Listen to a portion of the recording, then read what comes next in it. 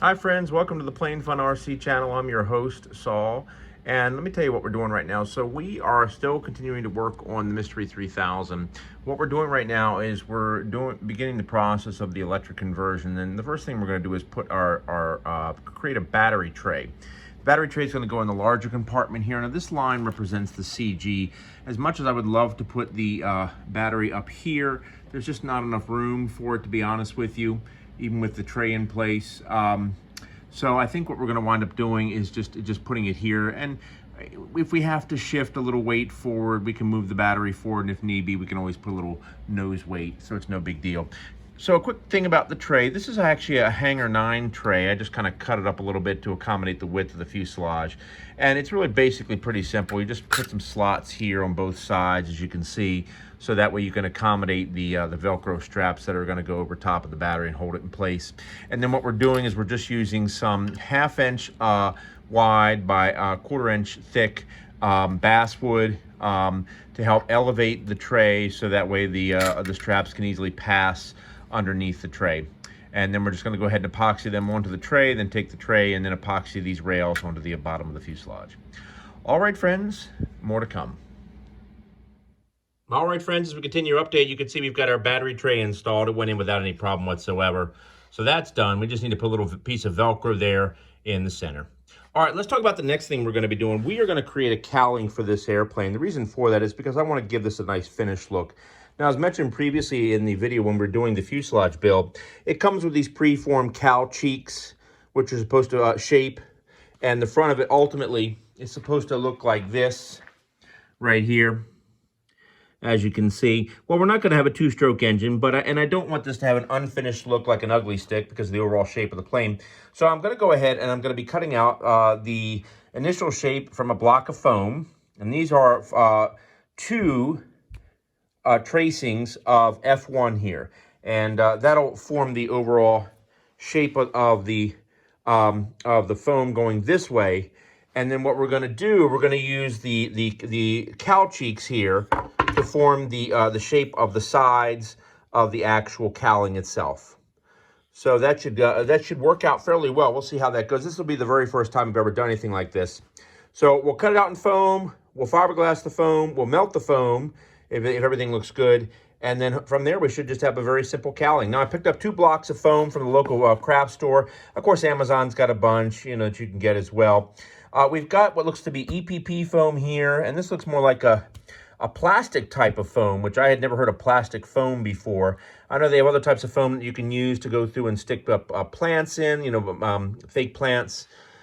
So I'm hoping, actually, this one will work out best, because I'd like to be able to go ahead and just cut it out of one piece rather than having to put 2 pieces together. But anyway, we'll see how this goes. A little trial and error and learn as we go. All right, friends, more to come. All right, friends, as we continue our update here, you can see we have our templates cut out. We're going to use the EPP foam. We're going to put a little bit of glue here between the pieces, so I only have this section glued where these 2 templates are. Now, with regards to the templates, you always want to cut out 2 and mark 1 template rear and the other template front, okay? That way, you're guaranteed to make sure that it has the proper shape. Because if you have one turn one way, one turn the other, the shapes may not be the same. So, and that could ultimately mess up the final cowling. So, anyway, let's go ahead and start cutting. More to come. All right, friends, as we continue our update here, we have our foam pieces are glued together, as you can see. And what we did, if you get a close look here, you can see we added some tick marks on the top of the actual item itself.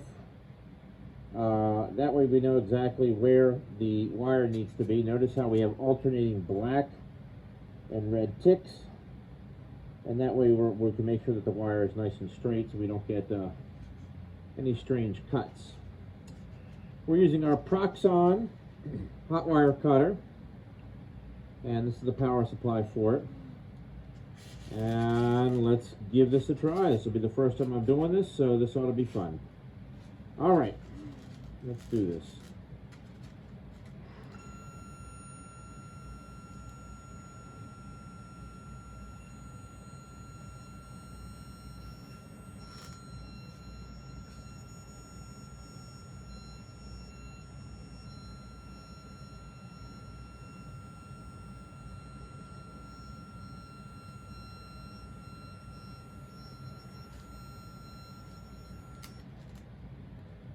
All right, let's see what we have so far. Just a quickie. Oh yeah, look at that. That's nice. That's nice. Yeah, that's looking really good. I gotta say, I've never done this before, and it's amazing how easy it is. All right, let's go ahead. Before we go all the way around here, I want to be able to have something to hold on to. I'm going to go ahead and do this side right here. So let's go ahead and turn this over, and we'll do this area here. And this Proxton's fantastic. By the way, it's fully adjustable. You can see the dial right there. That is an adjustable dial that allows you to be able to adjust the amount of heat. And this thing is just working like a charm. All right, part 2.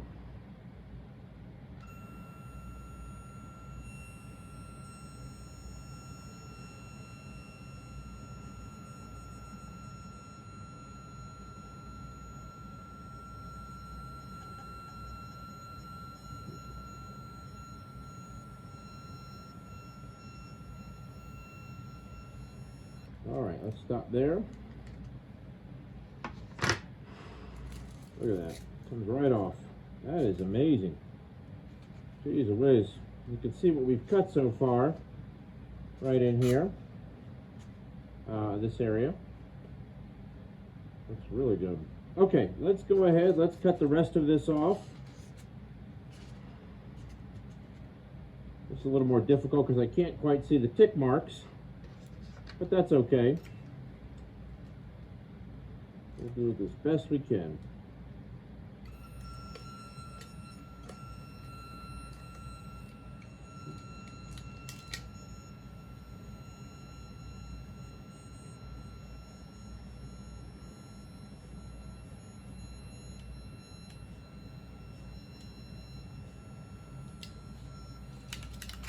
Perfect. All right, let's see how that came out. Oh, that's good. Very nice. Nice and straight. Just have a little bit in here I need to go over, but wow, that came out really good. Look at that. Nice and straight. All right, let's do this last little bit. I think I'm falling in love with hot wire foam cutting. Possibilities are endless. And there we go. And that's the start of our cowling. Here's the rear. Here's the front. Huh, very nice. Really, really nice. All right, friends. More to come. All right, friends, as we continue our update here, we're now going to go ahead and cut the bottom portion. What we're going to wind up doing is having the bottom portion so it's curved, and the top portion will be, I think, will be pretty much flat. Of course, it'll round off a little bit at the front like any cowling should. But one thing I discovered is I realized I may not have made this long enough, because when you look at one half of the mount, and then when you factor in that the additional portion of the mount is going to sit roughly right about here, and you've got to factor in the length of the outrunner motor, it's not going to be long enough. So we're going to take an extra thickness of the foam here. It's about 2 inches. We're going to go through, we're going to add that to the rear, back in here, glue that on, and of course shape that as well. And that should take care of the problem. All right, friends, more to come. All right, friends, we went ahead, we made our cut. Had a little bit of a mistake on the front there, but all things considered, it came out really well. All right, we're gonna add the extension on the rear, and we're gonna do a little bit of sanding. I think we just might leave the top like that. I know it looks a little funky, but I think that might work. All right, friends, more to come. All right, friends, there's our extension piece right here that we've cut. So we're gonna go ahead, we're gonna glue that onto the back of here. And then I think at that point, we're gonna go ahead, we're gonna start doing some shaping on the front, just getting it so it's a little more rounded off on the front, give a little bit of a better look to it. And then I think from there, we'll go ahead and we'll begin glassing and see how that works out. All right, more to come. All right, friends, as we continue our update here, you can see we have our extension piece on there. We've also gone ahead and used some of the Deluxe Materials Balsa Model Light. Comes in a tint and a white, and it's excellent for filling in balsa and foam and many other types of materials. Very, very easy to put on, very easy to sand. And then just lots of ridges from the hot wire. We want to get that nice and smooth, because when you put your fiberglass on, you got to make sure the surface is as smooth as possible, so that way the fiberglass goes on nice and smooth. All right, we're gonna let this sit overnight. We'll give a light sanding tomorrow to get this smoothed out as much as possible, and then I think we can go ahead and start doing some fiberglass. All right, friends, more to come. All right, friends, welcome back to the Plain Fun RC channel. As we continue our update here, we are getting ready to glass the foam to make our cowling. Let's talk about what you're seeing here. So we've got our 2-ounce medium fiberglass, our rubbing alcohol, our glue stick to temporarily hold the fiberglass in place before we put on our epoxy, mixing cup, our 30-minute epoxy, little popsicle stick, and a little brush to brush on the epoxy, and a couple caps back there just to kind of hold anything that may have epoxy on it. Anyway, what we've done, let me go ahead and then show you real quick. We've taken the liberty of going through and completely smoothing out our foam. We've added a couple bamboo sticks there on the bottom to help support it so when it dries, and also for give me something to hold on to when I'm holding on to the actual piece as I'm fiberglassing. We're going to start with our Elmer's glue stick, which works very well at holding on the fiberglass, as you've seen in the other video where we glassed the center section of the wing and the canard for the Mystere 3000. And we're going to use the same technique to hold our fiberglass in place. Now, through some practice, I found when we drape the top of the cowling first and then do the bottom half, it looks like we might be able to get away with about 2 pieces of fiberglass. We're going to wind up using 2 layers total of the medium fiberglass that you see here. And I think that should work, but we'll see what happens. If we need a third, we'll put a third on. We don't want to make it too heavy, but we do want to make it strong enough so that it's able to withstand whatever comes its way. All right, let's start this process. We're going to go all the way through non-stop, and here we go.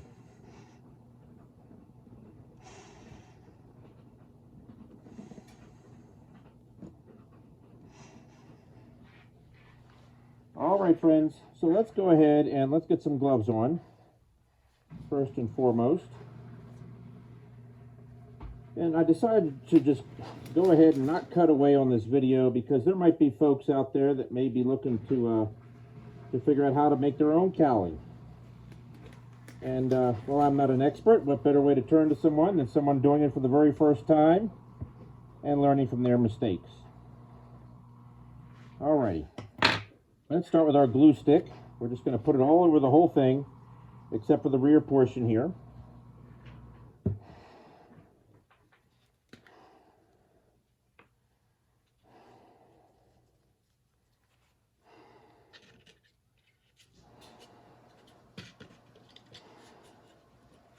The reason why I do like using the glue stick on the foam is that it does not contain any acetone. And for those that don't know, acetone can melt foam. And some of these spray adhesives, they do contain acetone, so you got to be careful because you don't want to go through, spray on too much of the adhesive and it starts melting your foam. Usually a very light mist of the spray adhesive will work. So if you prefer to use a spray adhesive, that's fine. Just keep in mind, make the mist very light, because at the end of the day, all you're trying to do is tack on the fiberglass. Much like this, we're just making single passes. See here, single passes. That's all we're doing. And that'll help hold the foam in place. Okay, that's all we're doing. Single passes.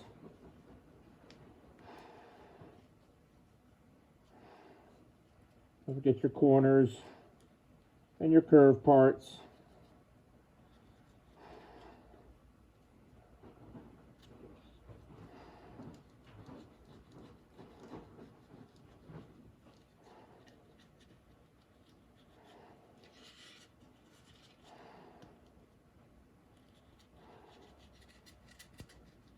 And of course, once again, before you ever do this, make sure any filler that you're using is sanded smooth. You're not going to get all the divots, but get as many as you can. When we do our finishing work, on the glass itself after it dries, we'll be able to fill in all of the holes as we go along. All right, Get that bottom edge there. Want to make sure we get a good adherence going on.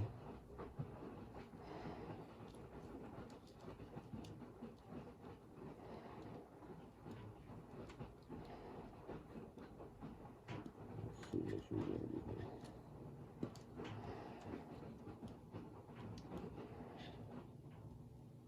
And make sure we do not miss those curves, because that's where the fiberglass will lift up. It's from those curves. All right, I know I'm probably putting a little too much on there, but I just don't want to put too little. Okay, that's it for the glue stick. Let's go ahead. We're going to take a large piece of our fiberglass. Start with that first.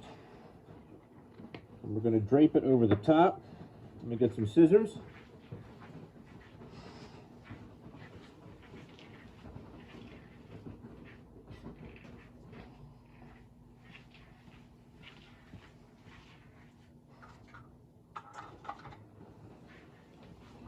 Once again, good old bandage scissors work great. With me being a nurse, they're easy. I've got quite a few. Okay, let's go ahead. Let's start with the top portion. See if we can get this to drape correctly.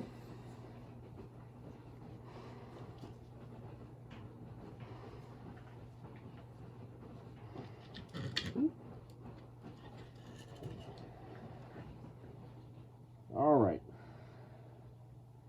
Let's go like this.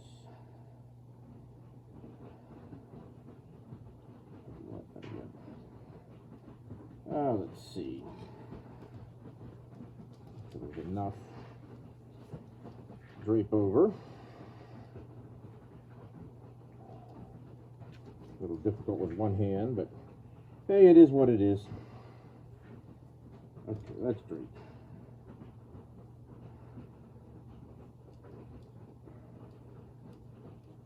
There we go. There we go. Making it happen. We're going to smooth, just like we did for our wing. Take your time.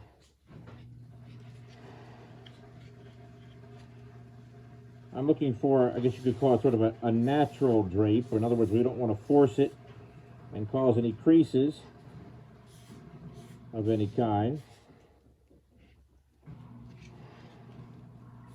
I will tell you, having the bamboo sticks here is very helpful. Allows you to really hold on to it. And notice how we're working it down like a sticker. Think of it like a sticker as you're working it down.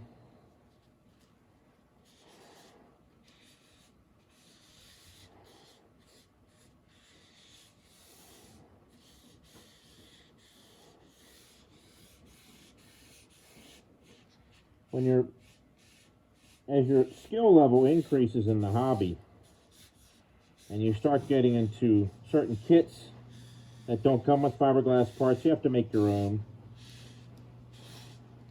Or in my case, you have a kit and you have a part of the kit that's just not going to work out all that well for the actual front portion of the fuselage. You want to enhance the look. All right, let's go ahead. Let's make our cut. We'll go with our bandage scissors.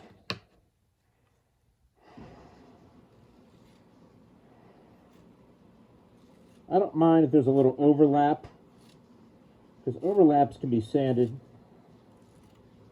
So don't worry about that. You'll notice, I hope I'm not too high here, you'll notice how what we're doing, we're leaving a little extra beyond the curve, okay, but we're cutting along the shape of the cowling. As you can see here, notice how the shape is sort of matching the shape of the cowling, or the foam block, if you will. And the reason why we're leaving a little extra, so we can get a little bit to wrap around. That's really what we're shooting for.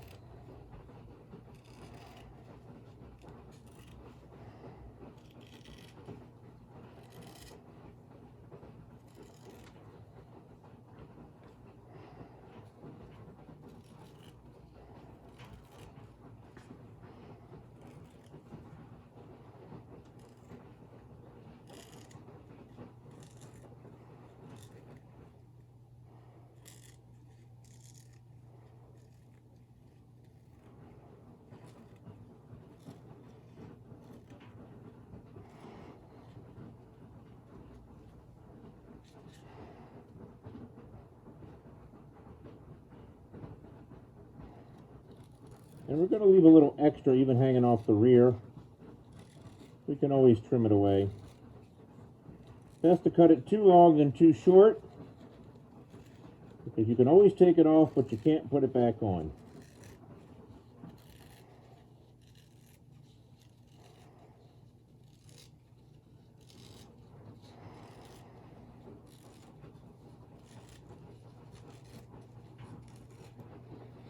All right, so there's our first piece, as you can see, and of course we'll smooth this out. I'm not too concerned about the excess. We can always sand it.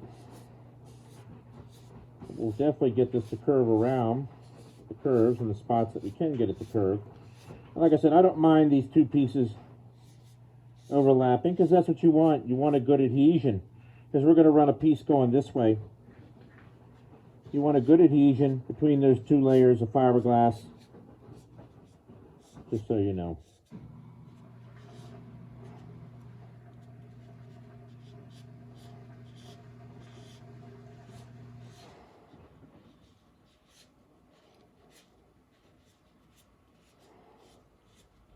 And you can see, if you look carefully, how it's kind of going around the edges really nicely, actually. But you don't want it too long, because when the piece gets too long, that's when it starts to get creases and spots where you don't want them. Area compound curves, like these little compound curves in here and in here, where they curve this way, and you know, and this way as well. That's where you get more likely to get creases. But take your time. Like I said, smooth it out. You're not going to get all the creases out, and that's okay, because we can always trim it. But you do want to get it so it curves as much as possible, as you can see right here. Now, the glue stick is working really, really well. It's helping to hold it down, which is what we want. Now, what you could do, you can also do a little cut. Like, you find where like right about there, oops, sorry, right about there, and make your cut like so. And then that will allow you to get this to go over like that. May have to cut a little further, but for right now, that'll work. Notice how it does a nice curve around that, which is really great. Very, very nice. All right, we've got our first piece on. That looks really good. Take your time, smooth it out, and once again, make sure it's entirely up against the surface. And let's start on our next piece, which is going to go down here. All right. This piece is just traveling right along here, as you can see. Okay.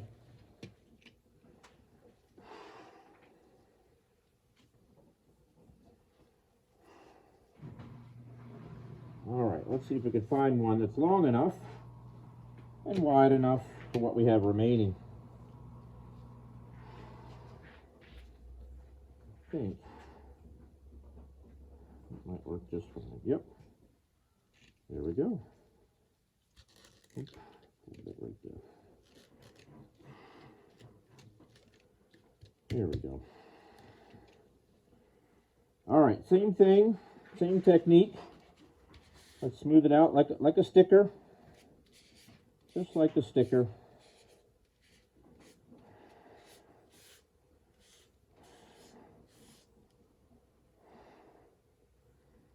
It's very important to try to make this first layer as smooth as possible. One thing even though this is my first time doing this, I can definitely speak to the fact that if you have any bumps or ridges that are there on that first layer, they're only going to amplify with every layer after that. And you don't want to sand the fiberglass so thin that it creates a weak spot. Then you'll have to go back in, then you'll have to go back in glass. Grab down here. Then you have to go back and glass that weak spot.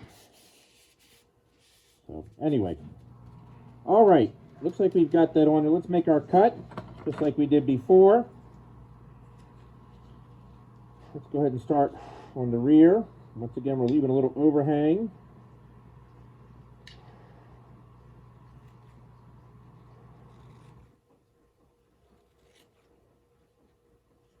You can always come back and trim that. You can put it on, but you can't take it off.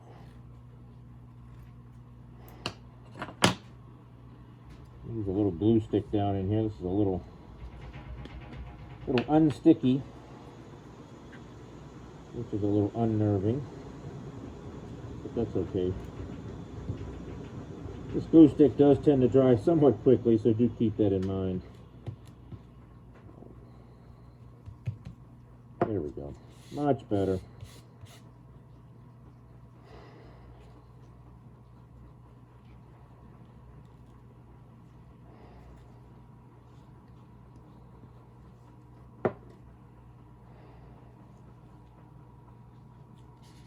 I know this video is a bit long, but one of the reasons why I started the channel was to allow people to learn certain techniques. Some of them you'll learn with me, because it's my first time doing it, and some of them I'll be able to share with you because I've done them many times before. And this, as you know, is my first time doing this, so we're all going to learn together.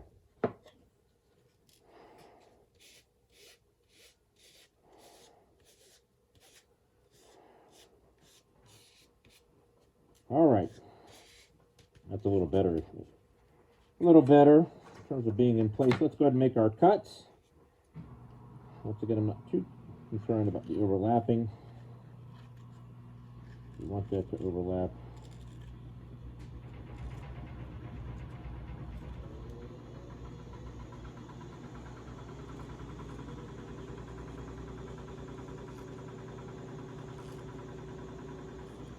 One of the nice things about doing a cowling of this size is that it's good practice for the future.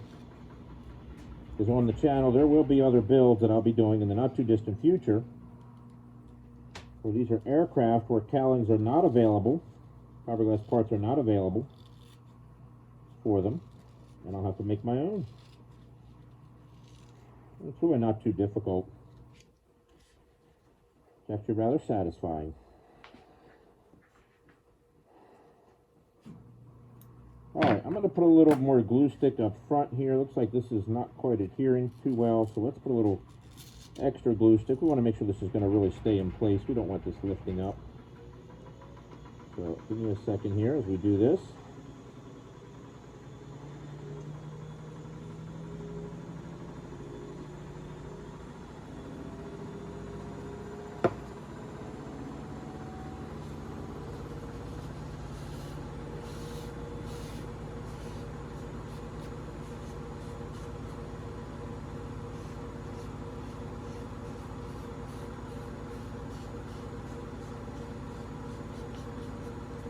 All right, let's finish our cutting.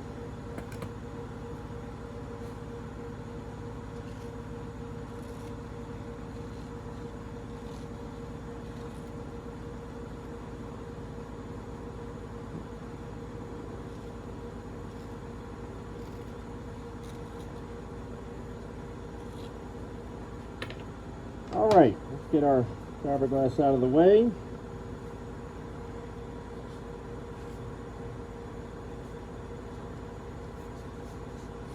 Very good. All right, I think we're good there. Once we brush on the epoxy, a lot of that will end up staying down. Let's make sure we got a good adhesion going around. I want to make sure all the fiberglass the layer here contacts the layer here. That's real important.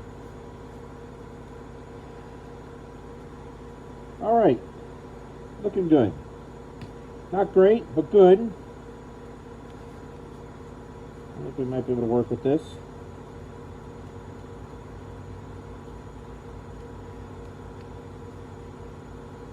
Okay, let's mix up our epoxy. So once again, we're going to use our rubbing alcohol. Our rubbing alcohol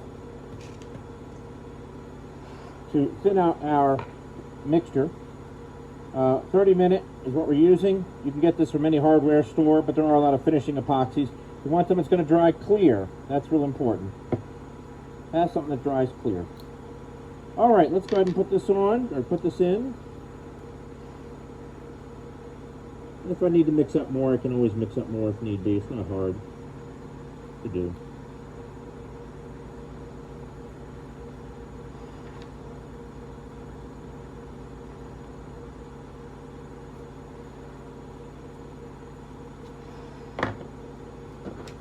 Small amounts of rubbing alcohol, very small. What I recommend too, before you do that, take a moment and mix up the epoxy. Let me grab something real quick.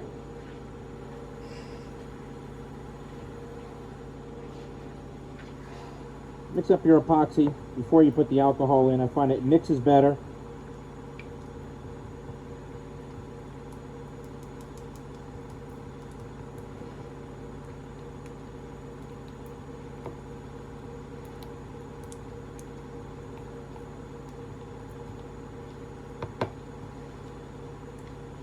Really get it mixed good.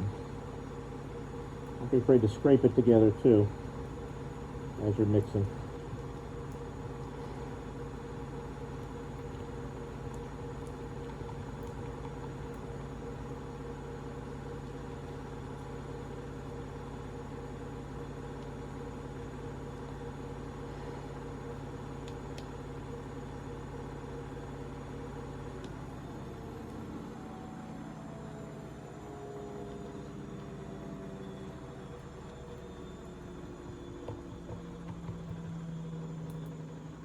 All right, that's good right there. Nice and mixed. Let's put our rubbing alcohol in there. Small drops, not a lot.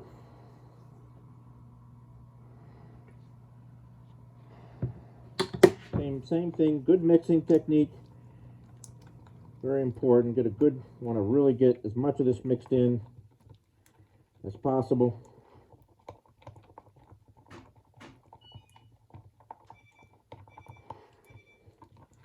I'm using 70% isopropyl, by the way.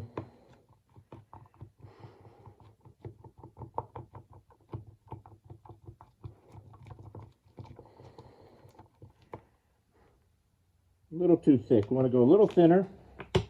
Looking for something a little thinner, just slightly thinner than syrup is what we're looking for. You don't want water. If you got something that's water, it's too thin. You want to put in that case, if that happens, you need to put in extra epoxy.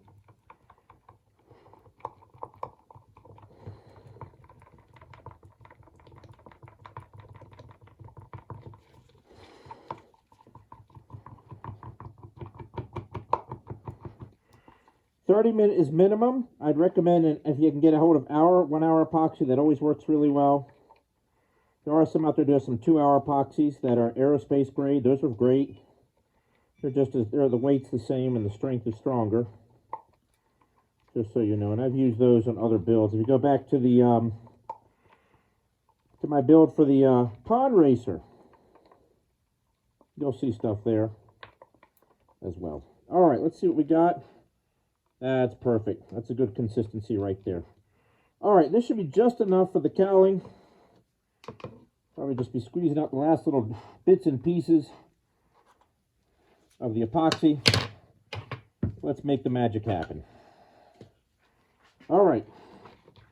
I'm going to grab the bamboo sticks. And why don't we start on the bottom? And let's make some magic.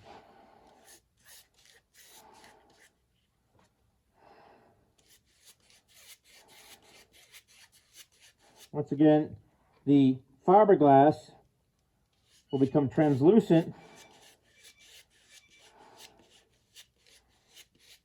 as you brush on the epoxy.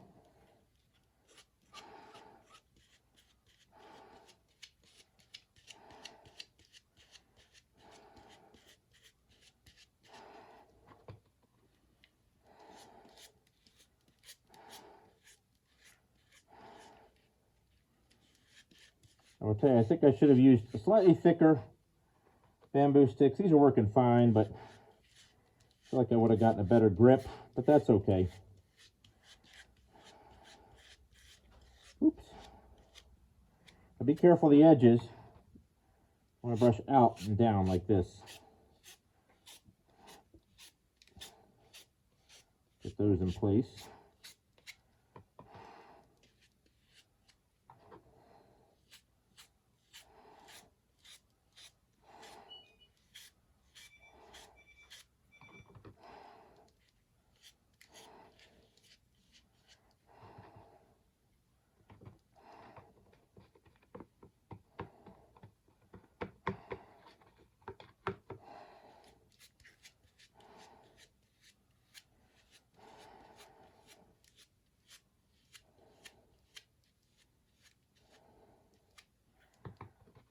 All right.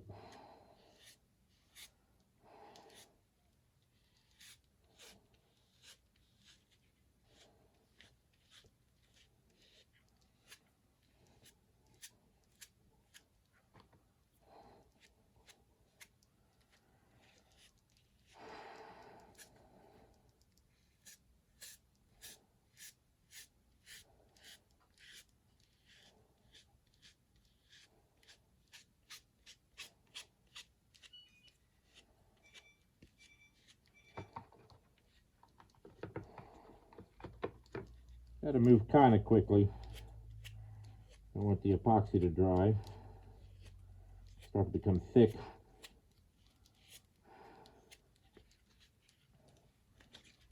Actually grab here for a moment. A bit of force. There we go. That's a little easier.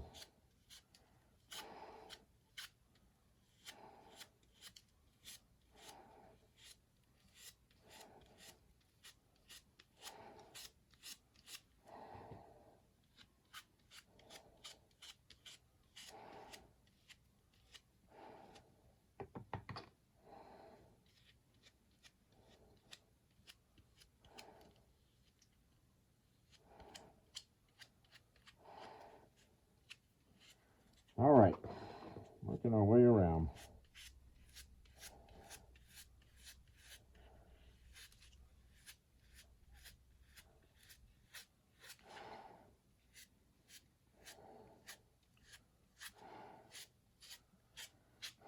All right,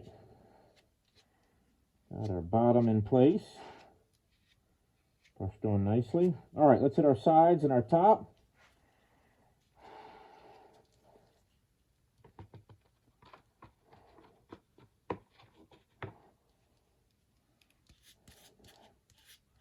Notice how we're brushing this way, because remember we had that fiberglass that rolled over this way. We don't want to brush forward. It'll start to pull the fiberglass off. We don't want that to happen. That's bad. So brush from the corners inward. Corners inward. Once again, you're looking for the fiberglass to go translucent, as you can see here. You see the difference with epoxy, without epoxy.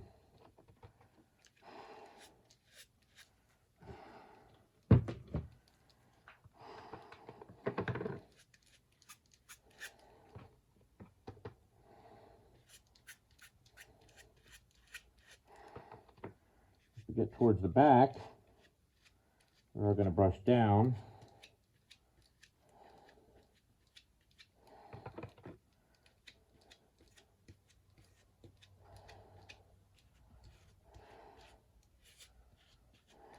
All right, let's do the other side. We can hit the top, and we'll start scraping off the excess.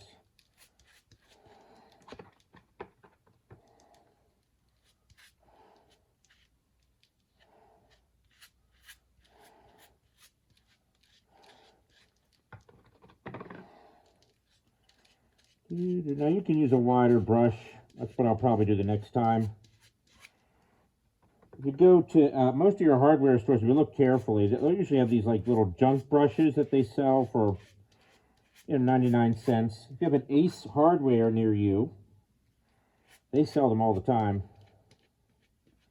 Let me do our second coat. I'll show you what I'm talking about.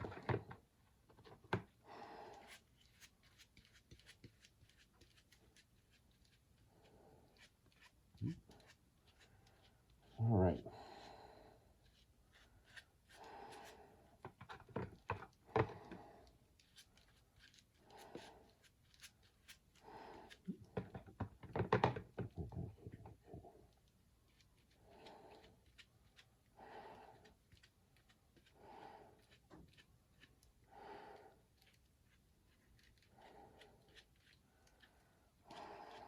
right, let's get our top.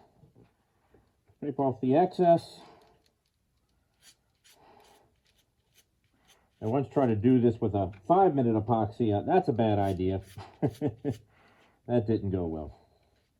Fortunately, I was just fiberglassing a center portion of a wing.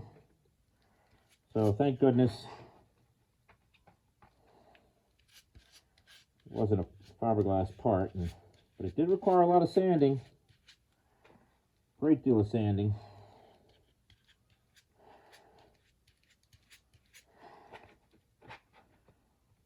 We definitely know we've got to mix up some more epoxy for our next coat. We have just enough to get us through this.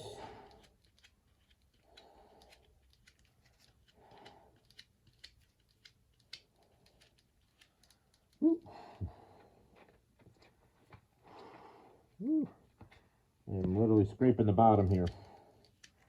All right, now we know.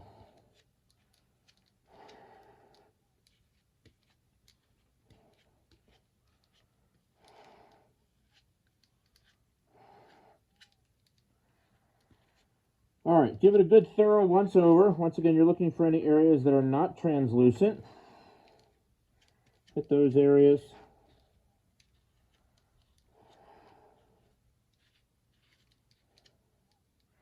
Some light, a good bright light is very, very important, very helpful. Okay, just so you know.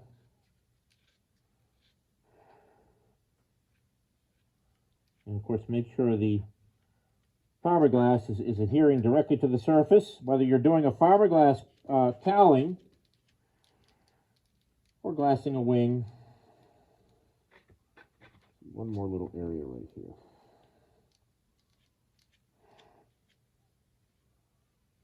All right. Okay, let's grab our scraper. 1 second.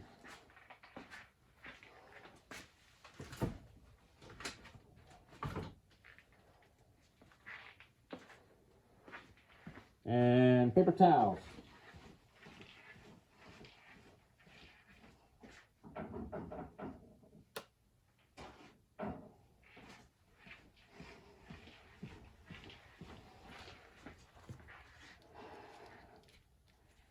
Okay.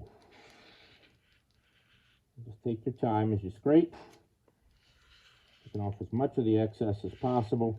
You want to wipe between scrapes. This is where this gets a little challenging. But that's where the bamboo sticks become very helpful. We have to wipe and scrape.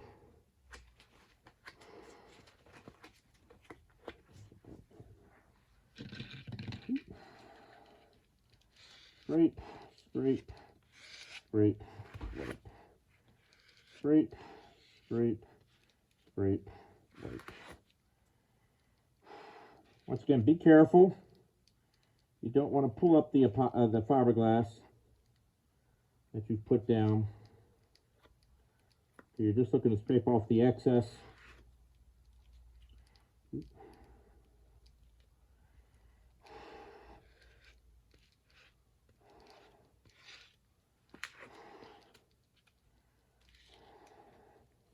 There's not a lot of excess on here, to be honest with you. I learned early on, you know, you don't, on the surface, common sense, well, you might think, well, gee, I just need to dump a hell of a lot of epoxy on it. Actually, quite the opposite is true. Epoxy, if you put too much on, actually can become brittle. Not extremely brittle. Not like brittle like candy, but brittle nonetheless. So, just enough to do the job is what you're thinking of, is what you should always remember. Just enough to do the job.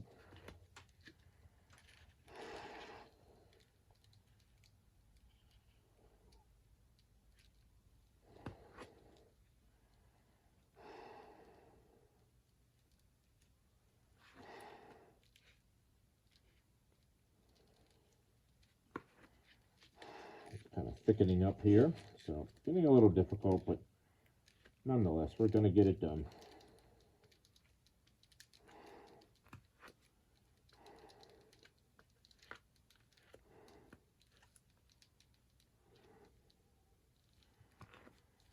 What the scraping also does, believe it or not, is also helps to ensure that the fiberglass is where it needs to be. All right, as we're going along, take a moment to look at your piece. Look for areas that may have a lot of epoxy. Do the best you can to try to scrape off those areas.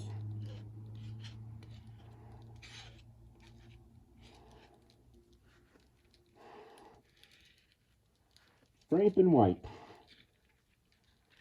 Scrape and wipe.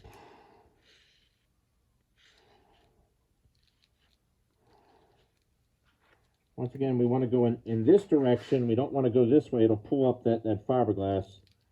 So keep that in mind. You don't need a lot of force. Just enough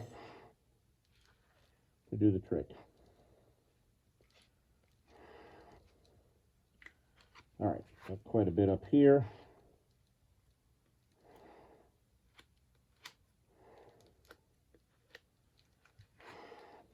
All right, not bad. Not bad at all. Okay, let me look on the other side real quick. See what we got. Make sure this is down. Take a moment to really go through. Make sure that your fiberglass is in direct contact with the surface. Very important. Because you don't want it to dry, so there's a part that didn't adhere. That's not good. All right, I think we're at a point now where hang on, one little area. Right here. There we go. Yep. There's definitely one area.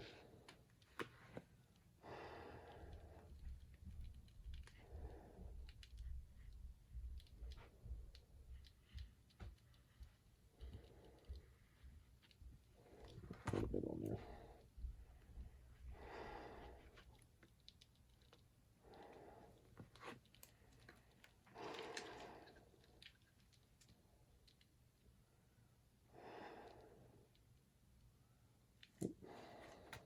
Right up in here. Right up in here.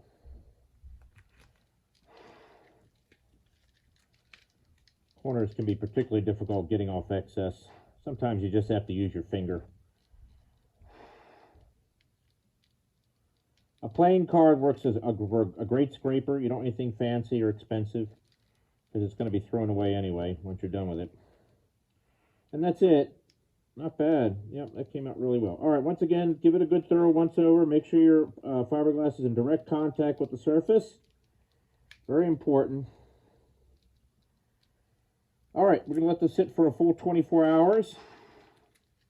And that's it. That's our piece. Looks great. Very happy with it. All right, friends, more to come. And I do appreciate you watching. Always good to pass along some helpful tips.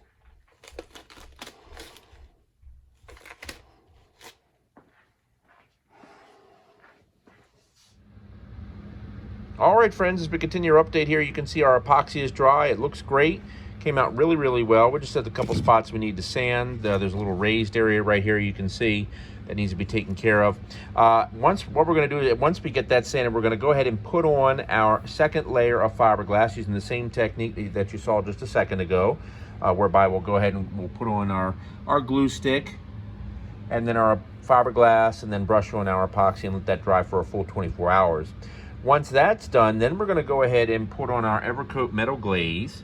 And to learn more about that, just go back to the video I did for the long, easy wing to see how that preparation takes place. Basically, it's a way of providing sort of a hard gel coat, if you will, over top of the fiberglass to give it a nice finished look. All right, friends, more to come.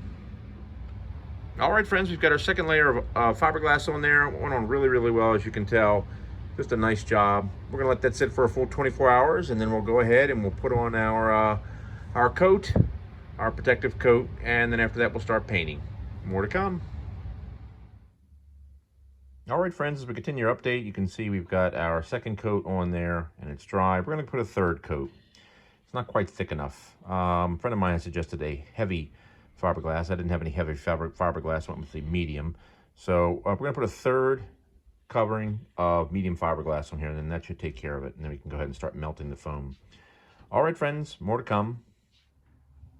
All right, friends, as we continue our update, let's talk about what we've got going on. So as I mentioned previously, the cowling is already dried, so now we're going to preparing to put on our wonderful hard candy shell, or in other words, the metal glaze finish.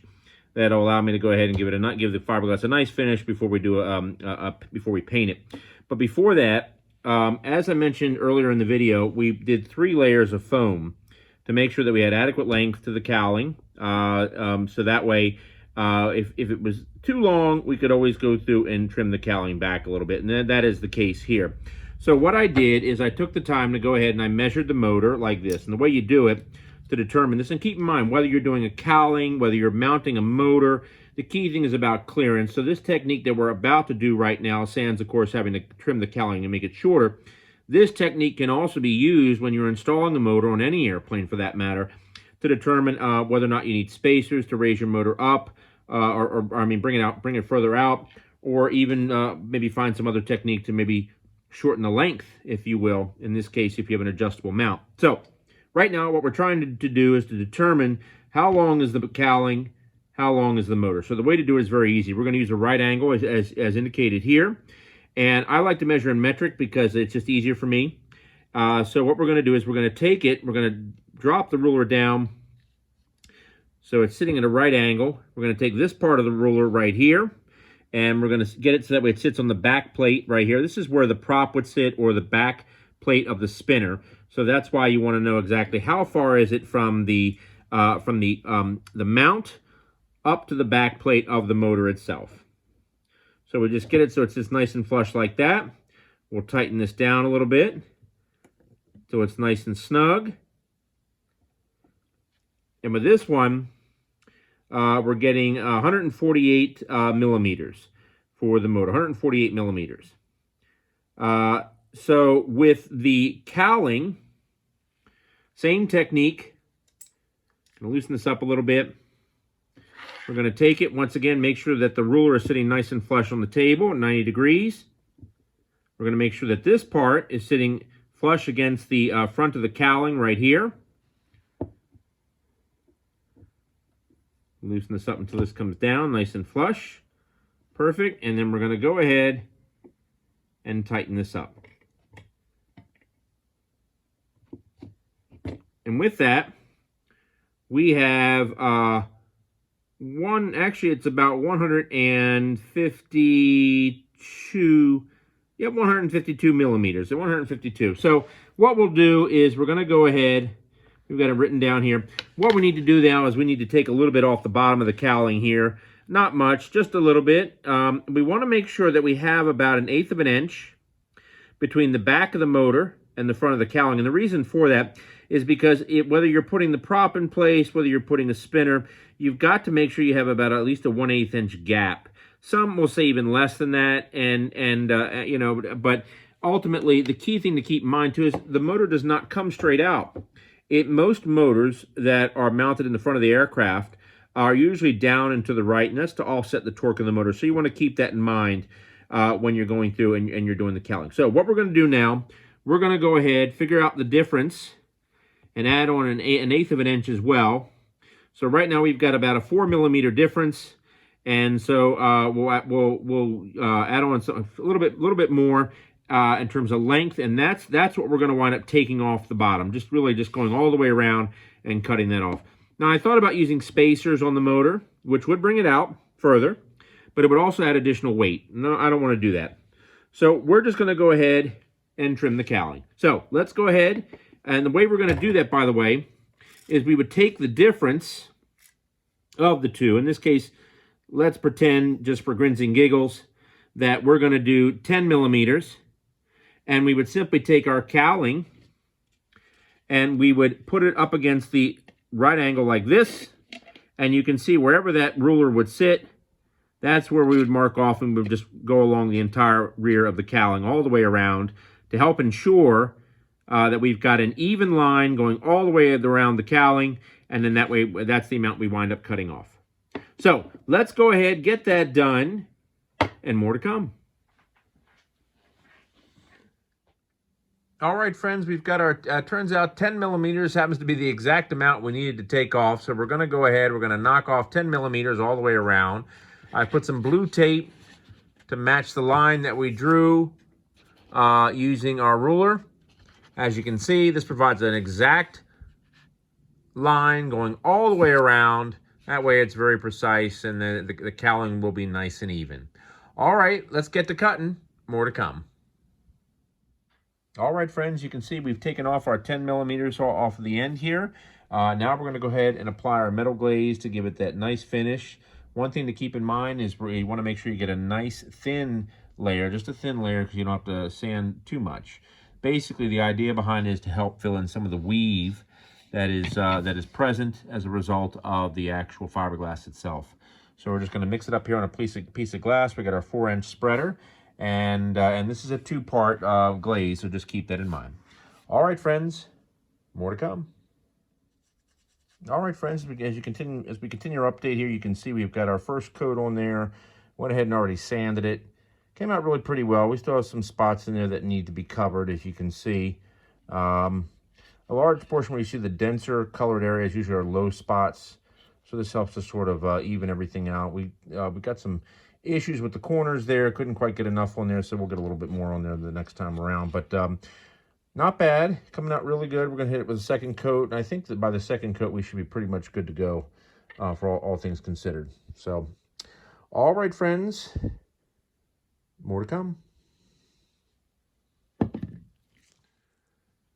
All right, friends, we put our second coat on there, and it just came out fantastic. Now, let me tell you, if you're interested how we did it, go ahead and go back to the video we did for the long, easy wing. You'll see the preparation video, and that'll give you a much more in-depth description. But I'll just say this, that after we put the initial coat on, you wait 20 minutes, and you can actually sand. Start off with an 80 grit, so you can get it smoothed out as much as possible, and then go ahead and switch over. I switched over to a 220, and it worked perfect.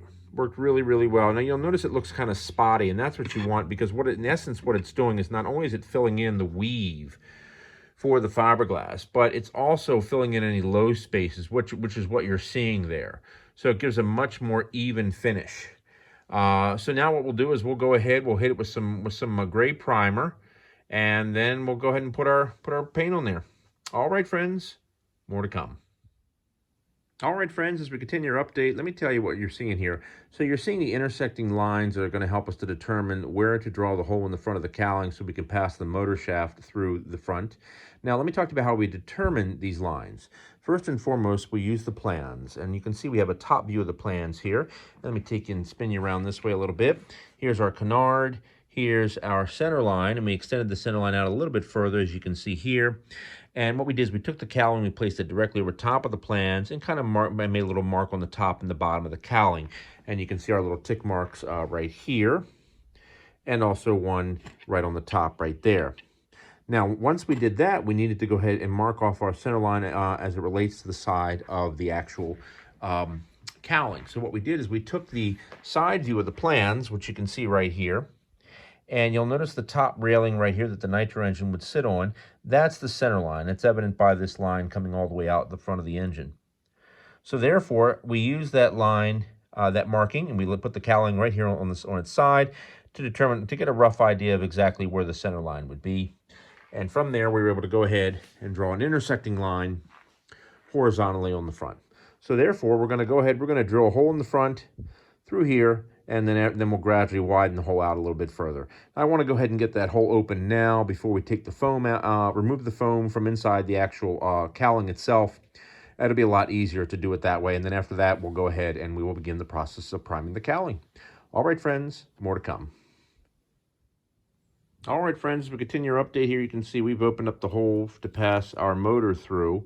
And let me talk to you about how we did this. The first thing we did is we went ahead and we drilled a hole that was the same diameter as the motor shaft itself, as you can see here.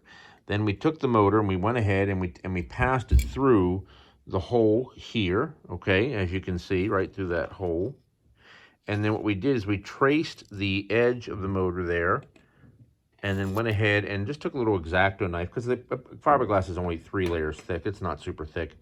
and just very gently pushed it through, going around the traced hole, and went ahead and we took our piece out here. And it's a perfect fit. It's a perfect fit. However, it's tight. It's sitting right up against the motor, as expected, because we went ahead and we traced the motor, as you can see there. So it's a perfect fit. So what we need to do, though, is we need to open it up about 1/8 of an inch wider all the way around is what I'm thinking. I think that should be more than enough. And, of course, we need to go a little wider. We always can. All right, let's keep on keeping on. More to come. All right, friends, as we continue our update here, I forgot I had this extra electric outrunner prop shaft, and whereby the back plate matches the exact same diameter as the back plate here of the motor that we're going to use. So therefore, what I did I just inserted it into the hole, made sure it's nice and straight, and then took our pencil and went ahead and drew what would be a line all the way around. It's about a 1/8 of an inch wider than the actual back plate of the motor. So this should work. We're going to use our X-Acto blade and make the cut. More to come. All right, friends, as we continue our update here, you can see we have the 1/8 inch gap going all the way around. And what I also am doing is now I'm going to cut some vent holes on the side. They don't need to be super big. This is just a brushless motor. We just need to make sure there's enough air passing through to not only provide some cooling to the motor, but also to make sure that cooling gets to the ESC as well. All right, let's get our X-Acto blade and make our cuts. More to come. All right, friends, we have our holes cut for our vent, and now let's go ahead and hit this thing with some primer and start taking out the foam. More to come. All right, friends, we've got our first coat of primer on there. This is a fast drying primer where about 20 minutes after you're done spraying at 70 degrees, you can go ahead and do your first sand. Now you'll do a dry sand of either 320 or 400 grit, and then we'll go ahead, we'll hit it with a second coat. And then I think after the second coat, and after we've gone ahead and sanded it with about a 400 grit, I think we're done in terms of priming. We're ready to go ahead and put on our first color. But of course, we'll do the final color after we've taken out all of the foam. I want to get that foam out first before we start putting on any final colors, and so we don't damage the final paint. All right, friends, more to come. All right, friends, as we continue our update, what we did is we went ahead, we used 320 grit to sand off the first layer, and this is what we want to see. This is working really, really well. I know it may not look like it. You may be going, oh my goodness, what happened to the primer? But actually, what we're using here is we're using this wonderful TranStar 4603 2-in-1 primer, gray, and it's designed to help fill in any additional areas, cracks, crevices, any dips, anything like that. And it really does a beautiful job. So we're going to put one more coat on here. I think it's all we're going to need. There's some minor little cracks and things of that nature. Nothing big. You know, just all part of doing the work. But it'll give it a much nicer finish. And to give you a perspective, once again, you know, as I mentioned a couple times over in the video, if you take a look at the long, easy wing, you can see it really provided a really nice finish. And that's one of the key things. All right, let's go ahead and get our second coat on. More to come. All right, friends, we got our second coat on there. We're going to let that dry, and we're going to go ahead and sand that off, and then we'll move on to getting our foam out of the cowling. More to come.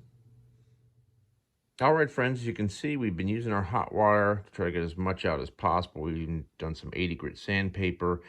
Still quite a bit in there. So what we're going to do, let me zoom in a little bit. So what we're going to do is we're going to go, rather than using any acetone, and I found that acetone, by looking on YouTube, can not only weaken the epoxy, but make it brittle as well. We're going to go with some good old standard super thin CA. And it does a beautiful job of melting the foam. So we'll try to melt out as much as we possibly can. And that way it won't affect the epoxy. All right, friends, more to come. All right, friends, as you can see, we used the CA. It worked pretty good. There's still foam left in there. But, you know, and of course the lines you see right there, that's from the filler. I don't know if we're going to ever get that out, but I'll do what I can to try to get as much out as I can. But it worked, you know, cheap, inexpensive way of making a cowling, and it worked really well. So the focus is getting as much of that stuff out of there as possible. We'll use some 80 grit. We'll let this dry overnight because the CA is still wet inside, still melting some whatever foam is left. And then, of course, after that, we'll go ahead and we'll do some spraying. So not bad for a first time. It's flexible, feels sturdy, feels very lightweight for for a 40 size, and I'm sure it'll work great. I'm not going to put it on the front of the plane. I don't want to accidentally glue it in place. But, all right, we're going to shift our focus to melting or sanding out whatever remains. And that's it. More to come. All right, friends, as we continue our update here, we've done quite a bit of the last little bits and pieces here. We've got our wheels in place, our nose gears in place, and we've gone ahead and put our cowling blocks on. And we're about ready to go ahead and do the the first coat of the primer for the cowling. But let me show you what we did here. I probably made the cowling a little too long, to be honest with you. But you know what? It's such a weird looking airplane. It kind of adds to the weirdness. So I think I might just leave it, and hopefully it won't impact the flight characteristics too much. But let me show you what we did here. So we just went ahead and added 4 blocks. You can see them right there. 4 simple blocks. That's all we did. Okay, pretty straightforward. And the nice thing, one of the things I just absolutely love about this mount, by the way, is the motor's got to come out just a little bit further, and it's super simple. We just loosen up these screws here on each side, and then just slide the motor forward. All right, let's continue with the last with little bits and pieces, and more to come. All right, friends, as we continue our update regarding the cowling, I have decided to redo the cowling. The reason being is I'm just not happy with it. It came out great, but it's the shape. It just doesn't work. The more I look at it, the more I hate it, and the more I'm not happy with the way it fits. So we're gonna make some changes. So one of the first things I did, this was if you remember from the video here, this is the back plate. We're looking at the rear portion here.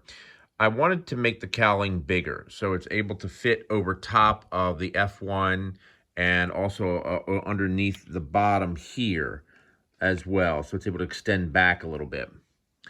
That's the first thing. The second thing is, in order to go through and do that, I had to enlarge this cutout. This is the rear cutout. Rather than making a new cutout, I just took some 1/8 inch balsa and just went ahead and glued it around the outside.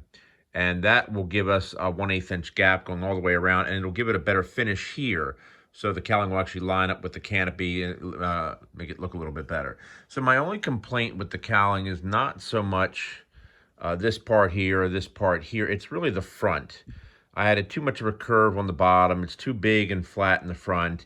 It just doesn't work. And when I take a spinner and stick it on the front of the cowling, the spinner helps a little bit, as you can see, the best I possibly can with one hand, but it doesn't really do much to improve it. Anyway, so we're gonna do a whole new front. Gave it a lot of thought, and this is basically what the front is gonna look like. So you can kind of compare the difference between the two. We're gonna make the front a lot more narrow and make it a little more aerodynamic. The center here is really where the hole that'll be cut out, and that's what the spinner will wind up covering.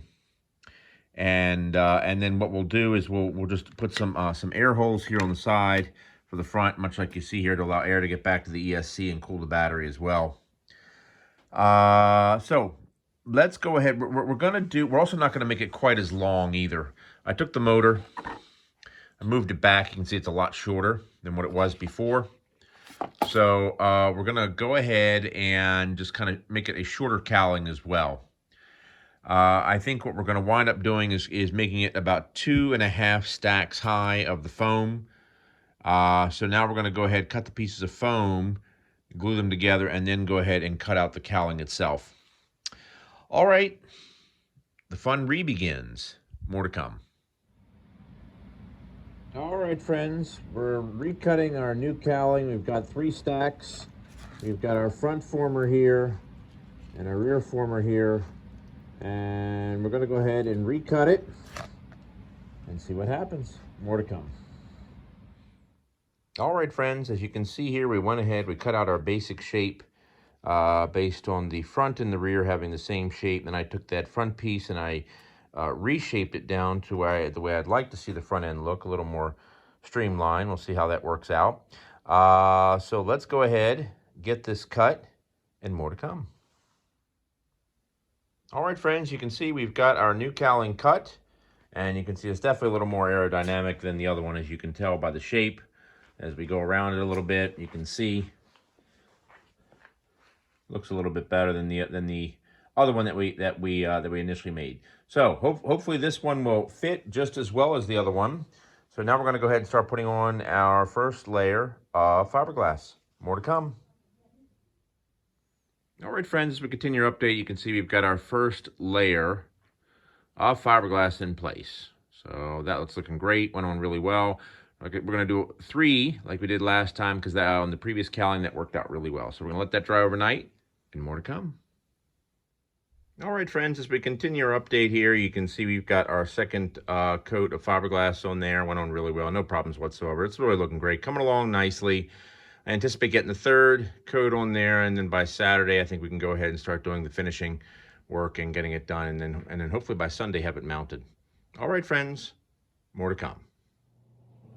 All right, friends, as we continue update here, you can see we've got our cowling trimmed and sanded and ready for our metal glaze putty that we're going to put on to help fill things in. And it definitely looks really good. It came out a lot better than what I thought it would with the heavy fiberglass. So we're coming along. May not look like much now, but it will once we're done. All right, friends, more to come.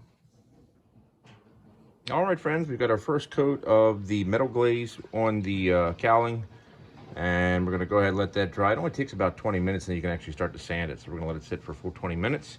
Give it a good sand. We'll hit a second coat on there because I found that when we did the other cowling, 2 coats worked best.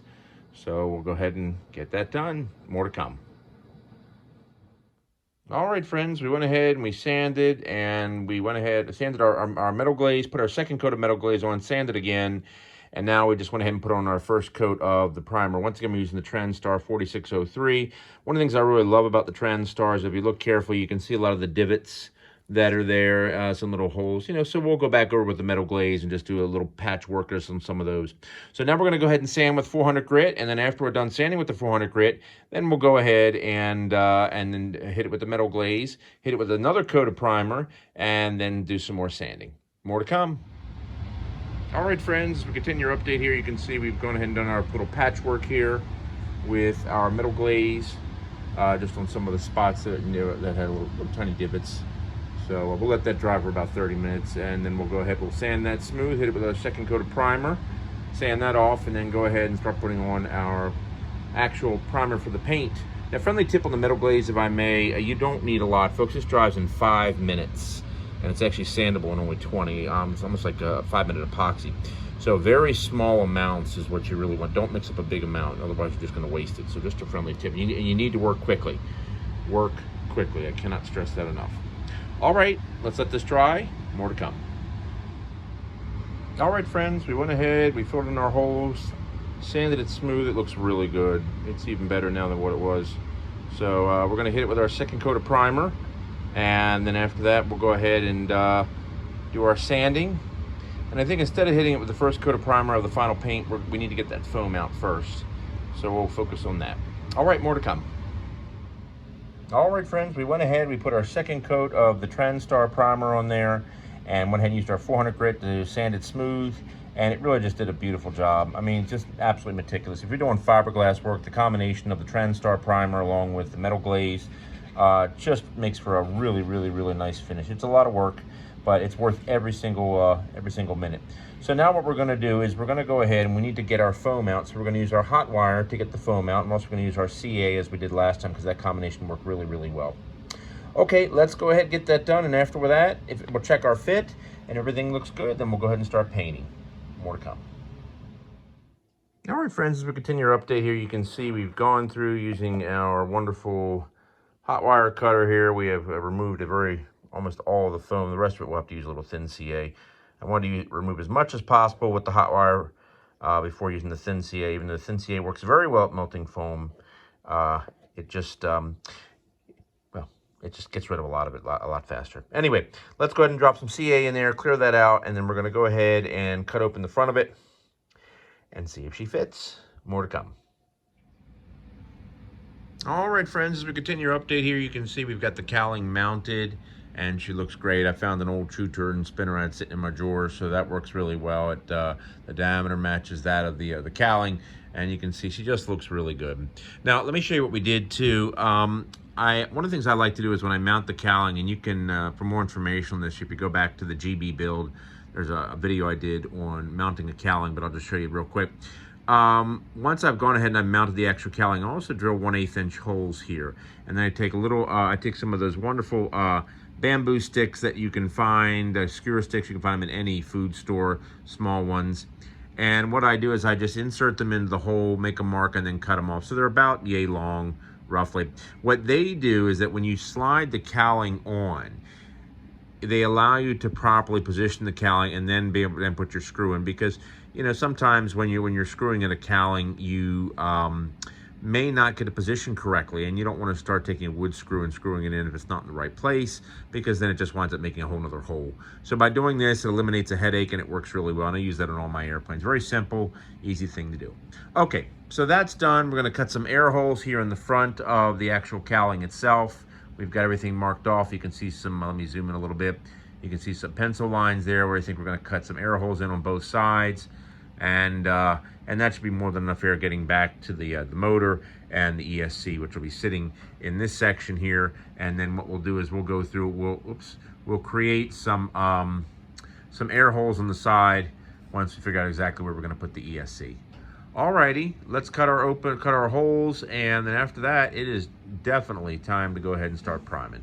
More to come. All right, friends, as we continue our update, you can see we've got our first coat of the gray Testors primer on there. Went on great, no problems whatsoever. We're gonna let that dry overnight, and then we'll go ahead and we'll start hitting it with our final coats of color. All right, friends, more to come. All right, friends, as you can see, we've got our first coat of the Testors chrome on there. It went on very nicely. We're gonna do one more coat, and then after that, we'll go ahead and mount the cowling, and really coming to the finish line here with the Mystere 3000. More to come. All right, friends, as you can see, we've got our second coat on there, and she just looks great. So we'll let this dry overnight, get her mounted, and we're done. More to come. All right, friends, as we continue our update here, you can see the cowling is 100% done, and it just looks great. It adds a really nice touch. Can't say anything bad about it. It looks so much better than the original cowling that I had on there, as you can see, even from a lower profile as well. Just a much better look. Would have liked to have an ultimate spinner, a little more pointy, but you know what? Overall, it just looks great, so I'm very happy with it. Okay, so the last thing we need to do is just go ahead and finish up the electric conversion. So we got a couple things to do there, and we got to put a couple air holes in the side to allow some air to pass through so it cools the ESC. And then after that, we're going to throw in some decals and balancer, and she's pretty much done. All right, more to come. All right, friends, as we continue our update here on the electric conversion, let's talk about what we've got here. Of course, as mentioned previously, we're using the Great Plains mount, which is a fantastic mount. It's really, I just can't say enough good things about it. It's designed for outrunners, and also if you're using a can-type motor, it'll work on that as well. One of the great things about it, too, is that if your plane needs a little down thrust, you don't have to do anything special with the firewall or anything. You can actually just loosen the screws up here right on the side, and you can actually go through and then take the motor and tip it down if need be. Now we're running a Castle Creations Phoenix Edge 100. You can see it there. And we're just using a standard Dean's connector as well. And then of course we have our standard servo wire, and this also comes with an extra plug, as you can see right here. The little white plug right there, a single wire. That's for the Castle Creations arming lock key. If you want more information on that, go back to the video I did on the GB, GB Sportster, and by Seagull models, and you can see more information on it there. Anyway, we've got our battery tray installed. We're going to use a 6S 5000 milliamp in here. It fits perfectly. So basically, the electric conversion is done. We're going to swing an 11.7 prop on here, and that's pretty much it. Very straightforward, nothing complicated at all, especially when you're using this wonderful mount. All right, friends, more to come.